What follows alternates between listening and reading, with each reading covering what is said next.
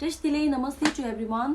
तो फिर आज मैं आप लोगों के सामने एक वीडियो लेके आई हूँ। ये वीडियो शायद अब मुझे लगता है हिंदी में तो शायद मेरा आखिरी वीडियो होगा ये।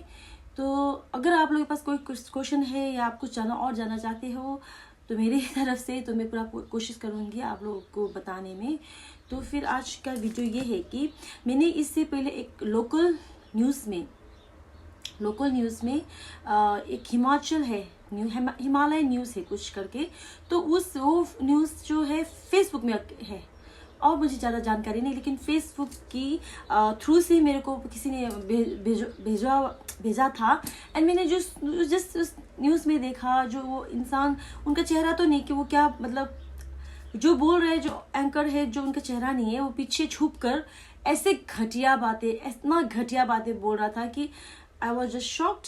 और मुझे ये लगा कि इसका मुझे कुछ जवाब देना पड़ेगा, इसलिए मैं आपके सामने उपस्थित हूँ। उन्होंने जो बात कही थी शायद को बहुत सारे ने देखा होगा मुझे लगता है। तो उस हिसाब से मुझे सबसे पहले तो इतना भरोसा है कि हमारे इंडिया में, हमारे हिंदुस्तान के देश में बहुत सारे इतने ऐसे हैं जो बहुत कुछ जानते हैं हमारे बारे में, हमारे टिबेटन के बारे में, तिब्बत की हिस्ट्री के बारे में, हिज ऑनेस्ट दलाई लामा जी के बारे में। उन सबको तो मैं बस शुक्रिया कहना चाहता हूँ। बस मैं ये वीडियो खास कर उन तक पहुंचाना चाहती हूँ जो उनको कुछ नहीं पता है।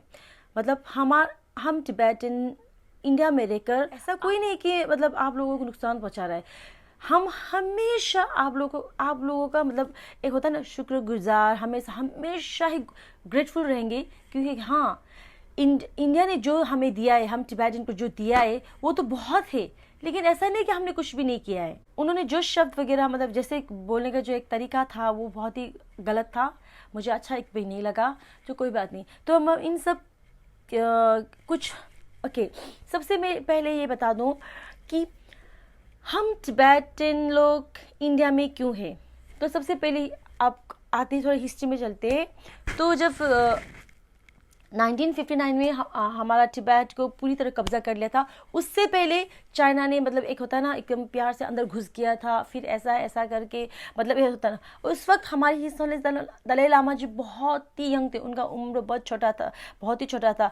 और आप लोगों को हम पता ही है हमारे एक होता ना रिकॉग्निशन होता रहता है, तो उसकी वजह से उनका जो 13th जो दलाई लामा जी थे वो बहुत ही मतलब एक शाही एक होता ना एक फाइटर थे।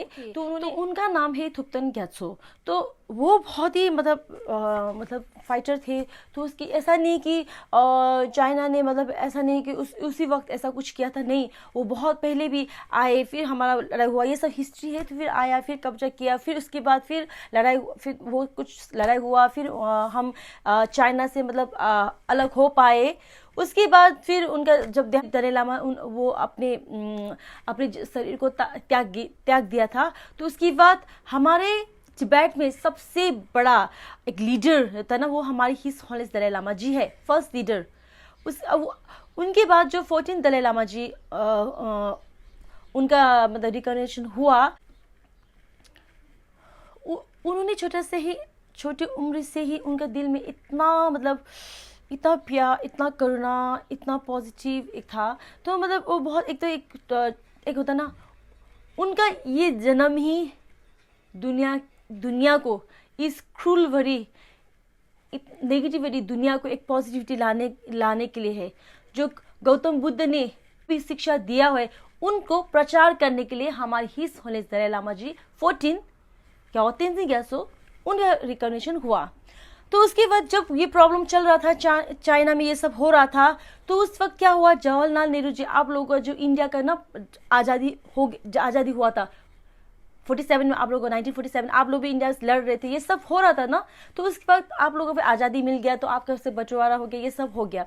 तो उसके बाद फिर जवाहरलाल नेहरू जी वहाँ पे गए थे। तो उस वक्त उनको इतना सारा नॉलेज नहीं था। उनको भी लगा उस वक्त जब चाइना ने थोड़ा सा मतलब मैनिपुलेट किया कि ऐसा है, तो उनको भी लगा शायद ये सही है। तो उन्होंने एक कागज ने वहाँ पे साइन कर दिया था। जवाहरलाल नेहरू जी ने भी किया था और अमेरिका के प्रेसिडेंट उन्होंने भी साइन किया था। वो सिग्नेचर करना ही थोड़ा सा मतलब एक बड़ा सा नुकसान हो गया हमारे तिब्बतन के लिए। तो उन्होंने उस पार्ट में क्या लिखा हुआ था, Tibet is part of China. Actually Tibet is not part of China. Tibet वो अलग ही देश है, हमारा छोटा सा प्यारा सा सबसे ऊंचाई में है, दुनिया की सबसे ऊंचाई में हमारा देश है।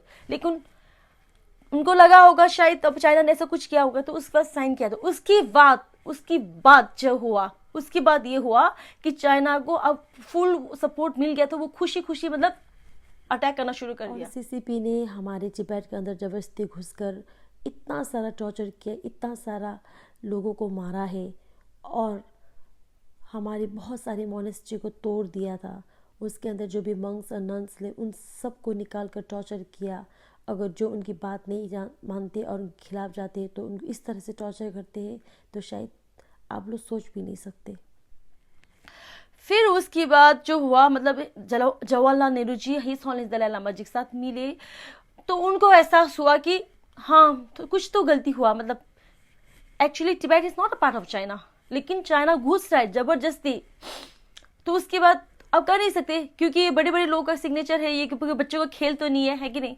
ओके, उसके बाद फिर ये सब हुआ। फिर हम टिबेटन लोग बहुत सारे टिबेटन अपना एक ग्रुप, खंबा लोगों ने अपना ग्रुप बनाया है नो, चुसी खांडो करके है। तो उन्होंने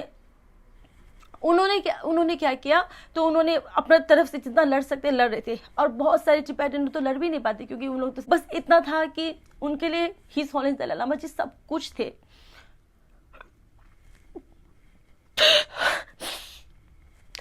आई रियली सॉरी, यहाँ पे मैं बहुत इमोशनल हो गई थी। मैं जब भी हमारे तिब्बत की हिस्ट्री और हिज हॉलीनेस दलाई लामा जी का कोई भी बात करती हूँ तो मैं इमोशनल हो जाती हूँ। तो मैं आप लोग से दरख्वास्त करती हूँ कि आप लोग एक दिन और 7 years ऑफ तिब्बत करके मूवी है, यूट्यूब में मिल जाएगा, आप लोग वो देख लीजिएगा। वो देखोगे तो आपको हमारी हिस्ट्री के बारे में काफ़ी जानकारी मिल जाएगा। हिज हॉलीनेस दलाई लामा जी जब नोबुलिंगा में थे, आप लोगों को पता हो हलासा में नोबुलिंगा पोतला सब है ना, तो पोतला तो हमारा राज दरबार हिज हॉलीनेस दलाई लामा जी का सबसे ऊंचा वो है। ओके, फिर उसके बाद क्या हुआ, अगर चाइना ने पता है क्या कहा कि अब लड़ाई छिड़ चुका था, तो चाइना ने कहा चलो ठीक है, हिज हॉलीनेस दलाई लामा कहा कि आप कहाँ रहते हो, आप बता देना, हम वहाँ पे बम नहीं फेंकेंगे, हम और जगह में बम फेंकेंगे। हिज हॉलीनेस दलाई लामा जी बहुत ही यंग थे, उसको तो समझ में ही नहीं आता था कि ये सब क्या हो रहा है, पॉलिटिक्स एवरीथिंग। उसके बाद ये कोई चाइना ने तो सोच लिया था हिज हॉलीनेस दलाई लामा जी को खत्म करने के लिए।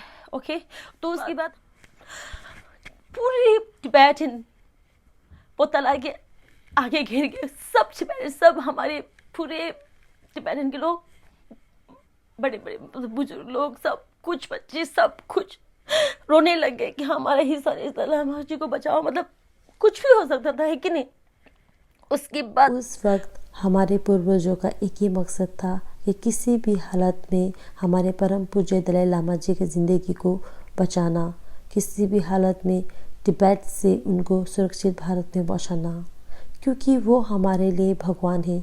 अगर उनको कुछ भी हो जाता है शायद हमारे तिब्बत में कोई वजूद नहीं रहता। इसीलिए हिज हॉलीनेस दलाई लामा जी को तिब्बत छोड़ना ही ये सही था। तो फिर उनको छोड़ना पड़ा। उनको मतलब एक ड्रेस है ना, चाइनीज का जो आर्मी का ड्रेस पहना के उनको वहां छुपा कर, उनको संभाल कर, टिबेटन उन लोगों का मकसद यही था हिज हॉलीनेस दलाई लामा जी को सही सलामत पहुंचाना था। उसके बाद तो सही सलामत पहुंचाने के बाद उन लोग फिर वापस चले गए, क्योंकि उनको लड़ना था ना जितना हो सके थे।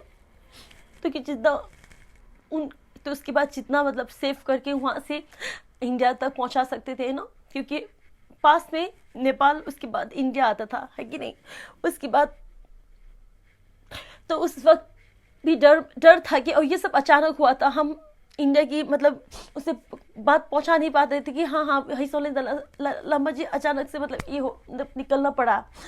तब फिर वहाँ पे बीच में कांटेक्ट हुआ हिज हॉलीनेस दलाई लामा। फिर वहाँ जवाहरलाल नेहरू जी ने ये न्यूज़ सुनते ही एकदम से उनको मतलब वहाँ पे उत्तर पीछे अरुणाचल साइड में उनको लेने के लिए भेजा। तो फिर उनसे मिले, एकदम से उन्होंने हमें रिफ्यूजी एक्सेप्ट कर लिया, क्योंकि उनको भी एहसास है कि जो दर्द आप लोग पहले 1949 से पहले जो झेल रहे थे वो दर्द हम झेल रहे। हिज हॉलीनेस दलाई लामा जी को मसूरी में भेजा था। मसूरी में रहे। उसके बाद धर्मशाला में, धर्मशाला इसलिए बहुत ऊंचा है और वहाँ पे ठंड ज़्यादा है, तो हम टिबेटन ठंड में रहने वाले थे, तो वहाँ पे रखा। तो उस वक्त वो एक बंजर से जंगल था, मतलब कुछ नहीं था वहाँ पे। हमारे पापा लोग ने अभी वो तो नहीं है, लेकिन ये रोड वगैरह उन्होंने अपने हाथों से सब कुछ बनाया वहाँ पे, सब कुछ। धर्मशाला पहले हिमाचल में जाइए, धर्मशाला में पहले वो ऐसा नहीं था।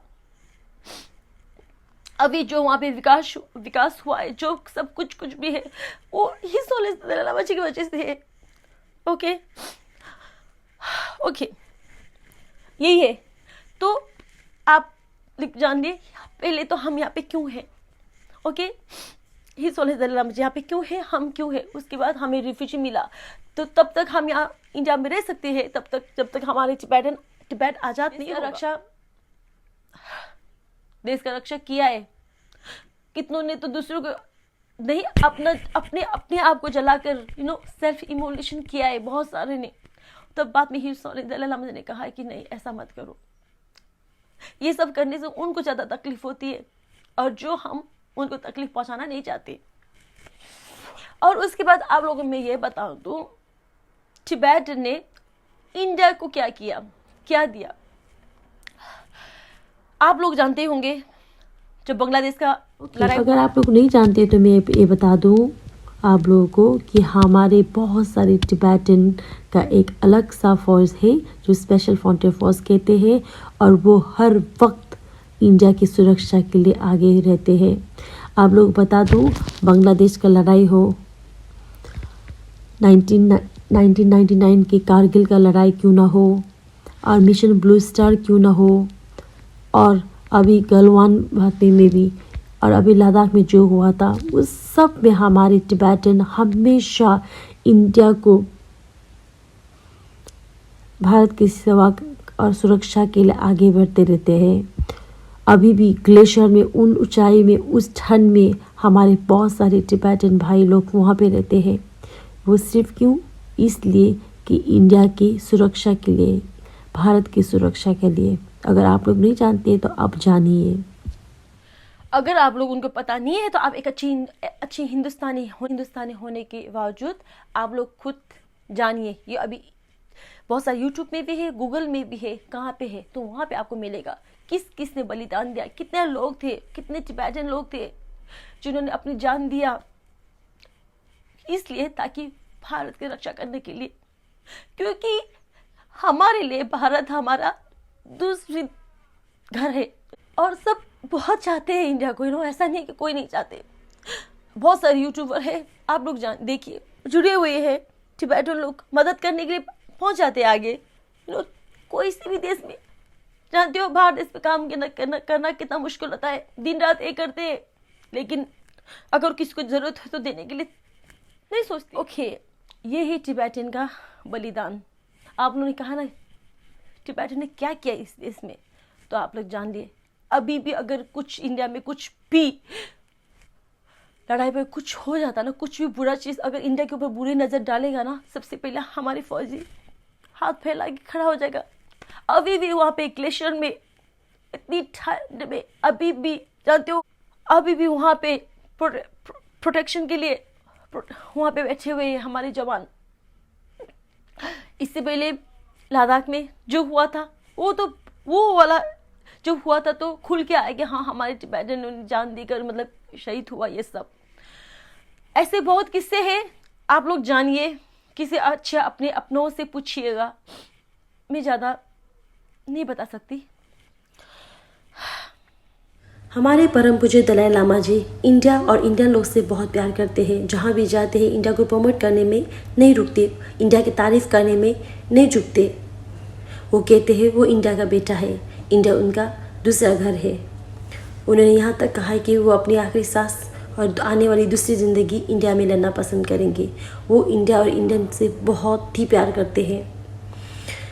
आप लोग नहीं जानते तो मैं बता दूँ, बोध गया में हर साल में एक पूजा होती है जो 1 महीना तक होती है, और वहाँ पे बहुत सारे लोग दुनिया के हर कोने जो हिज होनेस दलाई लामा जी को मानते हैं, और सब बुद्धिस्ट वहाँ पे आते हैं। उससे भारत, बिहार और बोध गया के हर लोगों पर फ़ायदा ही दे रहा है। लिखे। तो उन्होंने कहा कि अपने गुरु पर आरोप लगने पर बवाल खड़ा कर दिया, ये वो। आप लोगों को भगवान पर अगर कोई भी उंगली करे, कुछ ऐसा बुरा शब्द लिखे, तो क्या करते? बहुत सारी हिस्ट्री है, फ्रांस में भी है, हुआ है बहुत कुछ। अगर आप लोगों के बारे में कुछ भी बोलेगा तो आप लोगों ने हमारे भगवान के ऊपर उंगली उठाए, लेकिन हम हिंसा नहीं हो रहे, हम किसी को मार नहीं रहे, किसी को तकलीफ नहीं पहुंचा रहे, किसी को चोट नहीं पहुंचा रहे, बल्कि हम प्रोटेस्ट मार्च कर रहे हैं, हम पीस मार्च कर रहे हैं और हम उनके साथ खड़े हैं, ताकि हम चाहते हैं कि आप लोग सच्चाई को देखिए, सच्चाई को दिखाइए और सच्चाई के साथ दिए। सबसे पहले तो किसी के धर्म, किसी की जाति और किसी की भी कल्चर के ऊपर उंगली उठाना ही मुझे नहीं लगता कि सही है। और दूसरी बात, आप लोगों ने हमारे भगवान, हमारे गुरु जी, मैं कह रही ना, दलाई लामा जी हमारा सब कुछ है, हम उनके लिए जान भी दे सकते हैं।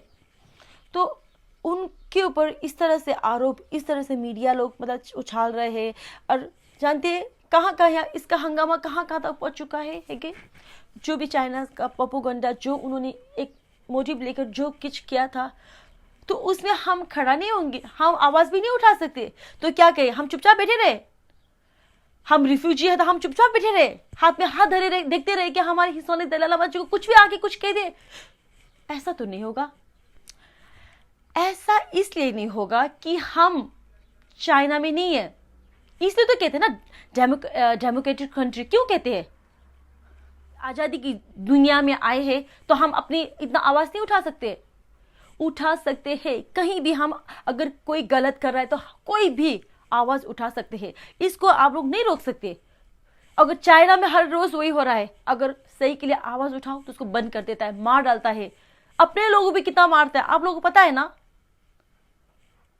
हम आजाद देश में हैं, हमें हक है बोलने के लिए जो सही हो। और अपने गुरु पर जब इस तरह से लांछन लगाएगा तो कोई कुछ क्यों चुप रहेगा? क्यों चुप रहेगा? और हम बोल किस रहे? अपनों से तो बोल रहे हैं ना, क्योंकि इंडिया को अपना मानते हैं।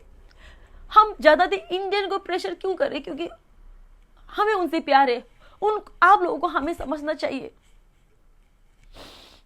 इसमें एक क्वेश्चन था, इन टिबेटन लोगों को तो ना हिंदी अच्छी तरह से आता है, ना इंग्लिश अच्छी तरह से आता है। तो मैं ये बता दूं, हमारे टिबेटन को इंग्लिश भी आती है, इंडियन भी आती है, टिबेटन भी आती है। ये उस न्यूज़ रिपोर्टर जो कुछ है हिमालय करके, मुझे नहीं पता, उनसे बोल रहा हूँ कि आपको क्या आता है? आप अपने अंदर को झांकिए। आपने इस देश में क्या दिया, क्या किया आपने इस देश के लिए? आप हमें उंगली नहीं, अपने गिरबान में झांक कर देखिए। आपने यही किया है, बस दुनिया को नेगेटिविटी फैलाने के लिए काम किया है। आपका कोई अच्छे पोस्ट भी नहीं है, अपना ही कुछ चैनल बना के फेसबुक के अंदर बना के रखा हुआ है और कुछ भी बकवास करे जा रहे हो, और आपको देखने वाला कोई भी नहीं है। बस हमारे इस मुद्दे को बोलकर आप अपनी व्यू, अपना सब्सक्राइबर, अपना जो भी है पाना चाहते हैं, इसलिए आपने ये मुद्दा को उठाया हुआ है। तो संभल जाइए। अब दुनिया, अब इंडियन लोग ऐसे नहीं है, उनको पता है सच क्या है, गलत क्या है, भली भांति जानती है। और जो सच को देखना नहीं चाहता है तो वो बात अलग है, लेकिन जो सच को जानना चाहते हैं तो भली बातें जान चुके हैं। दूसरी बात, दलाई लामा जी ने माफी क्यों मांगी, ये मैं पिछले 3-4 वीडियो में एक ही बात रिपीट कर रहा हूँ। आई एम रियली सॉरी मेरा सब्सक्राइबर, अगर आज मैं दोबारा रिपीट करना चाहता हूँ, उस इंसान तक पहुंचे। हिज होनेस दलाई लामा जी ने इसलिए माफी मांगी क्योंकि जो प्यार, जो कल्चर, जो भी था हमारे पूर्वज, जो हमारे रिवाज से उस बच्चे को दिया था, तो वो चीज आप लोगों को बुरा ना लागे, इसकी वजह से उन्होंने माफी मांगी थी। लेकिन माफी मांगना उसका महानताय था, उसको माफी मांगने की जरूरत भी नहीं थी, फिर भी बस माफी मांगी। लेकिन इस चीज को बहुत बड़ा बनाना, ये वो करना, ये मीडिया वालों ने कर दिया, स्पेशली एनडीटीवी ने। जो मैं चाहता हूं, अब तो जाग जाइए और मुंह खोलकर माफी मांगिए और सच्चाई को दिखाइए। तो अब बहुत कुछ जान चुके होंगे, तो हमारे इन कल्चर को और अच्छा जानना चाहते हैं तो मैं यहाँ पे लिंक दे दूंगी। जिंग मेला है, वो हमारे इंग्लिश में इतनी अच्छी तरह डिस्क्राइब किया है कि शायद बहुत सारे लोग उनसे ही मतलब प्रेरित हो गए, हाँ ये सच है कि नहीं। आप में एक ये वीडियो देख लेना। उसके बाद आप टिबेटन लोग, संदीप भट्ट जी है, उनके साथ बहुत सारे टिबेटन जुड़े हुए हैं और उनके हर वक्त मदद करने के लिए शामिल है।